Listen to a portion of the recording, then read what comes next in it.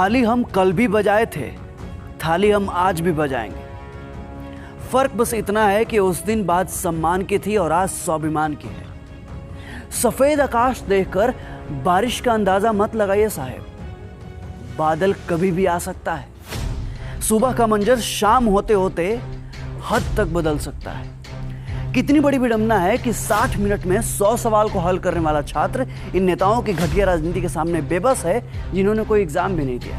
इन नेताओं को वो दे दो रेलवे एसएससी बैंक का सवाल तो इनके फट के हाथ में ना आ जाए तो कहना। इनकी असली औकात तब समझ में आएगी और तब इन्हें पता चलेगा कि एक स्टूडेंट कितनी मेहनत करता है कैलकुलेटर से भी ज्यादा तेज कैलकुलेशन करने में।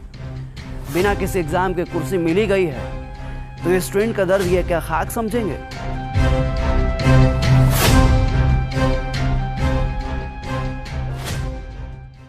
किंतु दुख तो तब होता है जब तंत्र और सिस्टम हमारे भावों को जख्मी घाव बना देता है, भविष्य को भूत के अंधकार में ढकेल कर रीढ़ की हड्डी तोड़ देता है। और इसी पीड़ा में हम समाज और परिवार के घावों को भी झेलते रहते हैं जीवन के साथ साथ। सर में चल रहे सरदर्द को तो हम किसी तरह सहन कर भी लेते हैं, पर जो दर्द और जख्म सरकार ने हमें बेरोजगार बना कर दिया है ना, वो सहन नहीं कर पाते। और जब यही दर्द, यही पीड़ा एक भयानक रूप लेता है तो दीमक की तरह रोज रोज हमारे जख्मों को कुरेदता है।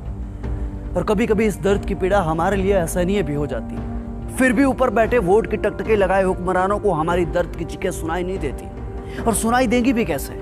छलावे का हेडफोन जो पहन रखा है दोनों कानों में। किंतु धमक इस बार गूंजेगी और जाएगी आपके कानों तक, क्योंकि हम वही हुआ है जब देश में जरूरत पड़े तो कलम से शांति भी लिखते हैं और जरूरत पड़े तो कलम से क्रांति भी लिखते हैं।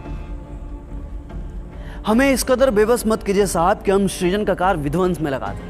ज्यादा उलटफेर आपके तंत्र का उलटफेर कर सकता है। वक्त है चेत जाइए, क्योंकि गुजरा हुआ वक्त कभी वापस नहीं आता। ये वही जनता है जो आपको अर्श से फर्श तक पहुंचा सकती है, तो इन्हें आपको फर्श से अर्श तक लाने में ज्यादा वक्त नहीं लगेगा। अरे साहब, जब इतने संशोधन हुए तो एक और संविधान संशोधन कर दो। तय कर दो कि किसी भी एग्जाम का रिजल्ट और सिलेक्शन एक फिक्स टाइम पीरियड में होगा। अरे आप लोग पत्थर हैं, आप पत्थर की मूरत जो किसी भी सूरत में बदलने का नाम ही नहीं लेते। अरे आप वही नेता है ना जो कभी छात्र राजनीति का हिस्सा हुआ करते थे, और आज नेता बनकर जब सत्ता का हिस्सा बने तो हम छात्रों के साथ ही सत्ता की राजनीति कर रहे हैं। किंतु स्मरण रहे, ये पहली ऐसी लड़ाई है जिसमें हर युवा खुद सिपाही है, खुद सारथी है, खुद सेनापति है और खुद युद्ध निर्णायक भी है। अब बस जरूरत है तो इस आग को अपने भीतर जिंदा रखने की। जो कभी हिम्मत टूटे तो सोचना अपने माँ बाप के बारे में जिन्होंने तुम्हारे आंखों में अपने सपने को पलते देखा है। उस दिन को याद करना जब तुम तैयारी के चक्कर में रक्षाबंधन में घर नहीं जा पाए थे। तुम्हारी त्याग, तुम्हारी तपस्या ही तुम्हें बल देगी। और याद रखना, ये लड़ाई सिर्फ आज के लिए नहीं है, बल्कि आने वाली पीढ़ियों के बारे में भी है, जो आने वाले समय में प्रतियोगी परीक्षाओं के अथाह समंदर में कूदने वाले। हम छात्रों का दुख दुनिया समझे या ना समझे, पर एक टीचर हमारे दुख को बखूबी समझता है। जरा सोचिए ना, क्या बीतती होगी उस शिक्षक पर जो दिन रात मेहनत करके पढ़ाता है, युवा पीढ़ी को खड़ा करता है, रिसर्च करता है कि आने वाले एग्जाम में किसी भी बच्चा का सिलेक्शन न अटक जाए। लेकिन अफसोस कि यहाँ तो पूरी परीक्षा ही अटक जाती है।